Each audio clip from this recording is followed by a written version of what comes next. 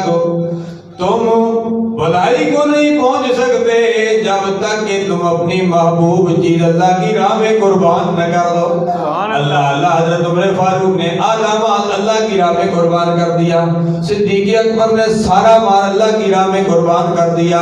जब ये आया मुकद्दसा नाज़िल हुई, हजरत अबू तलहा रज़ियल्लाहु ताला अन्हु ने सुनी, फौरन इमामुल अंबिया सल्लल्लाहु अलैहि वसल्लम की खिदमत में अर्ज़ करने लगे, या रसूल अल्लाह सल्लल्लाहु अलैहि वसल्लम, मेरे पास एक कुआं है, मीठा कुआं है, बड़ा प्यारा कुआं है, या रसूल अल्लाह मैं आपकी खिदमत में पेश करता हूँ, या रसूल अल्लाह ये मैं वक़्फ़ करता हूँ, या रसूल अल्लाह सल्लल्लाहु अलैहि वसल्लम आप जैसे चाहे जिसको अता कर दे।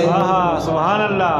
सरकार को फिर इख्तियार है ना, सरकार ने वो कुआं हजरत अबू तलहा के जो करीबी कराबतदार थे उनके लिए वक़्फ़ कर दिया। सुभान अल्लाह। फरमाइए से